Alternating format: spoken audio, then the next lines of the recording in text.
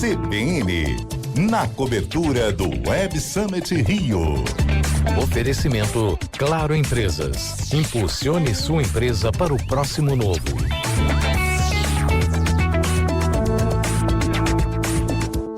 Está conosco agora o Tássius Veloso. E aí, Tássius, tudo bem? Oi, sumido, como é que você tá? Tava com saudade, viu, de conversar com você. Não, sumido, tô aqui, rapaz. E eu no Jornal da CBN, satisfação, Sardenberg. Você tá em horário diferente. Tássia, oi. Oi, Tássius. Tássius nas nossas telas, sempre com o seu bom espírito. E o Tássius, nesse momento, ele está no Rio de Janeiro acompanhando o Web Summit, que é um evento de inovação e tem importância para os negócios, para a vida das empresas, etc. O que você traz para a gente de novidades, Tássius? Sardenberg, a organização do evento divulgou os números mais recentes, né, o balanço da edição desse ano, e são 1.572 startups, o que é um recorde para o evento, e 688 investidores. Então, essas conexões entre empresas, de mercado, isso vem acontecendo com muita força aqui durante o evento. Um dado curioso, interessante, é que o número dos chamados empreendedores solo do programa de startups mais do que dobrou em relação ao do ano passado. E aqui existe, não está exatamente confirmado pelo evento, mas existe uma suspeita de que tem a ver com um fenômeno chamado vibe coding, que é um negócio que funciona assim: você usa a inteligência artificial para criar um programa de computador, para criar um programa de celular, um sistema, sem ser um desenvolvedor, sem ser uma pessoa com grande conhecimento técnico. Então a IA habilitou esse tipo de possibilidade e pode ser um dos motivos que explicam esse número de empreendedores solo. E hoje mais cedo eu conversava com a Renata Petrovic, que é head de inovação do Banco Bradesco,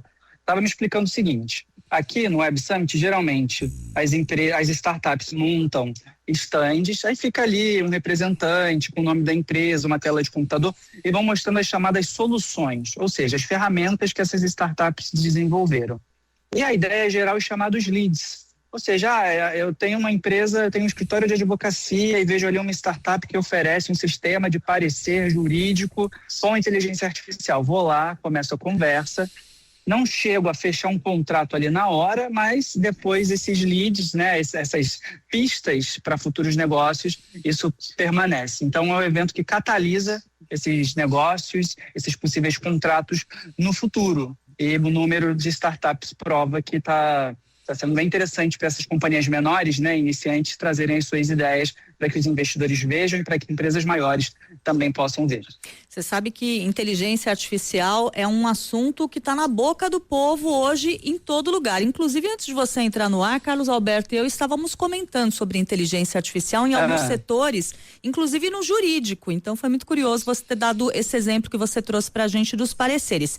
Eu imagino, se a gente só fala disso, num evento de inovação, é o assunto, né?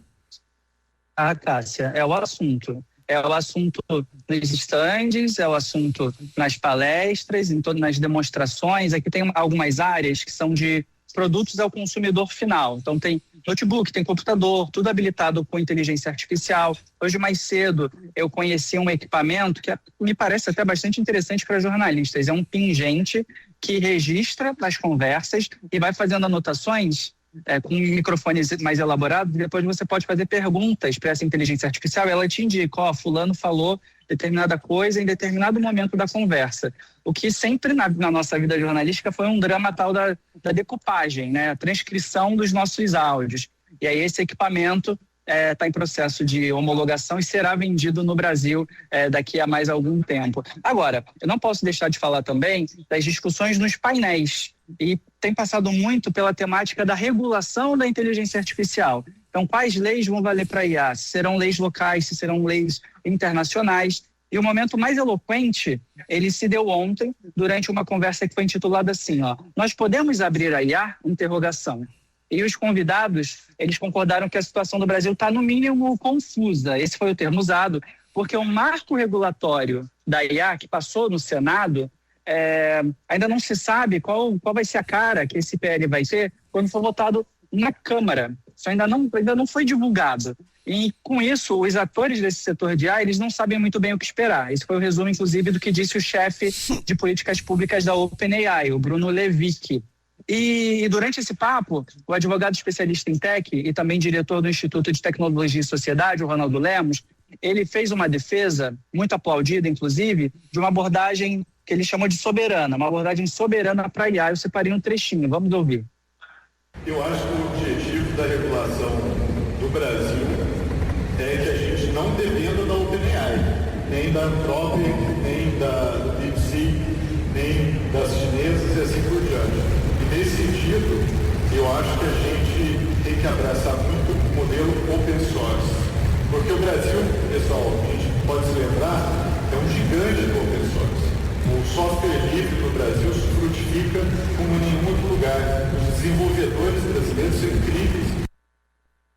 Ou seja, ele faz uma defesa dos cientistas de dados, dos programadores, dos engenheiros de computação do Brasil. E numa nota relacionada a esse tema, ontem o presidente da Câmara, Hugo Mota, descartou que o PL 2338, que é esse do marco regulatório da IA, seja votado nesta semana. É o que ele mesmo tinha prometido na semana passada. Então, resumo da ópera, Sardenberg e Cássia, é um tema que continua dando pano para manga. Como será a regulação da IA no mercado brasileiro? Tássio Veloso, direto do Rio de Janeiro, muitíssimo obrigado pela sua participação, Tássio. Um prazer, até a próxima. Volte sempre, até mais.